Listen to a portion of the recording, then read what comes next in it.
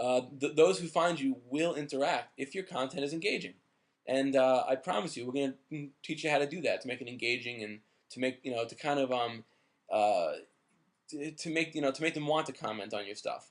So that's really important. Okay. So now we're going to move on, but hopefully you all fall underneath one of these, and I think you do. I'm pretty sure. Okay. So let's move on.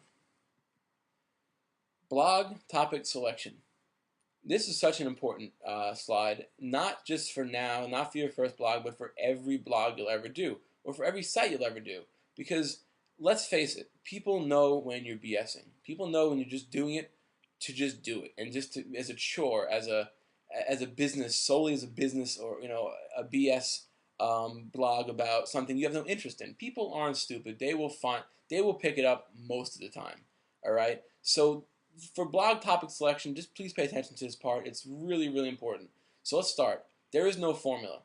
No one can write on a piece of paper a formula to pick the perfect blog for you. I don't know what your perfect blog is, but I can guess that it's going to be something that you like to do, something that you like to do every day, something that you really enjoy doing, and something that you can really get into writing about.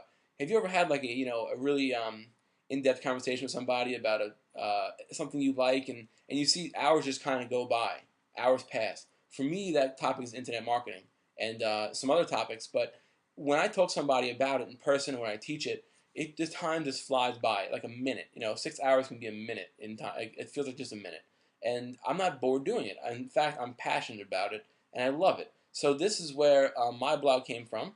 I knew that I'd love to do this forever, and I'm never getting bored. And while I'm making this video now, I absolutely love it. I'm not bored. I don't find it tedious. I don't find it annoying. In fact, I know that as you're watching this, I'm trying to help you, and it really makes me feel really good that I can pass along some of the knowledge and some of the trials and errors and some of the successes I've had to you guys. So in my mind, I have pure interest in this topic, and I will not ever BS you. I love this stuff. So I think you'll start seeing that as I continue making videos. But you'll notice that I'll never be, getting bored with it and becoming like a monotone, dry voice, because I love this stuff and that's my passion. Okay, so there is no formula. It's really up to you, but just keep that in mind for the next ones. It is up to you, as you know from the last step. It's totally up to you. No one can, you can ask somebody, hey, what am I passionate about? And maybe they would know more than you, but I doubt it. So it's up to you. You make the decision. It's your call. Okay? It's your choice. Next, no faking allowed.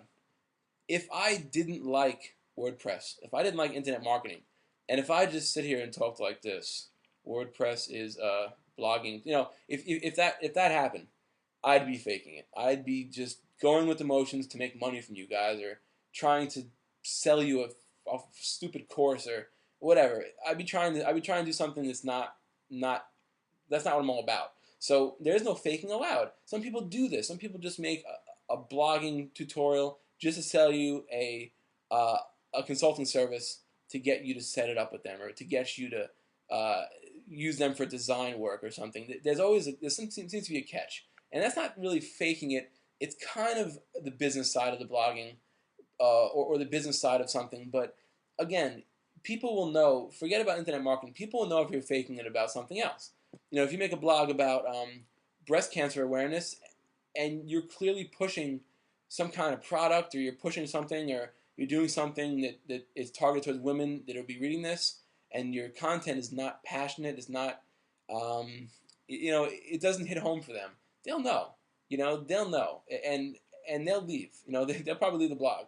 If not, when they first get there, after they read your first post or your second post, because they'll know, wait, this person really is not into this topic. This person really does not know much about baseball, and is not into baseball, or not into football, or not into a specific TV show that I want to read about. Whatever it is, they're fans too, and they're obviously interested in the topic, so they know the topic pretty good. So there's no faking allowed here, guys. And trust me, it doesn't work. Again, genuine interest. You have to have, or you should have, or at the minimum, an interest in the topic. Something you've done yourself, something you really enjoy doing over and over again. Doesn't matter what it is, it's important that you do it with passion, okay? Just be passionate about it, have genuine interest, and people will respond, guaranteed. And the next step is brainstorming is the key.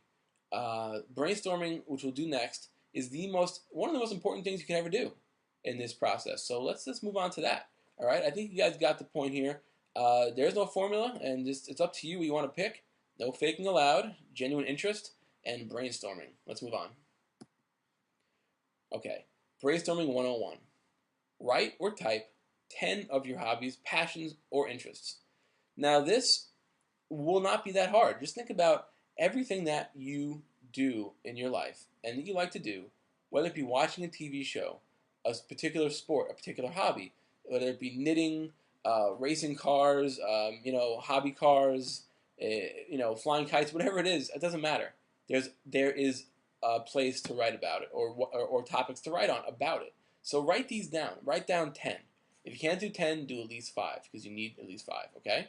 So what I'm going to do is I'm going to show you guys in a few minutes my list of things that I wrote down pretty quickly, of things that I feel I could actually interest people in, and things that I feel that I can write about that people will know that I'm really serious, that I'm not BSing them, that I really do like this topic. So that's what we're going to do next. So once you have this list, and we'll go over mine in a few minutes, once you have the list, I want you to look at it again. Just look it over. Because there's going to be a few that jump out at you that'll say, I can't really write about that every day. It's like, maybe once a week tops or once a month I can write about that and not get bored. So let's go to the top 3. Cross out 7 or cross out 2 if you just put 5. And in terms of genuine interest and passion for the topic, pick your top 3. And let's go to my list and take a look at the top 3 I would pick. Okay, here's my list. And number 1 on my list is internet marketing. Number 2 is self-help. Number 3, electronics. Number 4 are computers. Number 5 is computer networking, my old field, which I love very much still. 6 is baseball. 7 is football. 8, I love reading books. 9 is tennis. And 10 is weightlifting. A lot of you guys will say, oh, somebody's way too general. We'll get into that later. But I want to cross out a few that I probably couldn't blog about all day. And I'm going to kind of start just deleting some of these. In fact, this is a little too broad, perhaps, so I'm going to get rid of this. Perhaps you like reading books on a specific topic. In other words, maybe just reading books on internet marketing. You have a blog just about internet marketing books if you wanted, but right now I don't really want to do that, so I'm going to cross that out. Tennis I like, but I don't love, and I probably couldn't write much about it daily, so I'm going to get rid of that. And the same goes for weightlifting.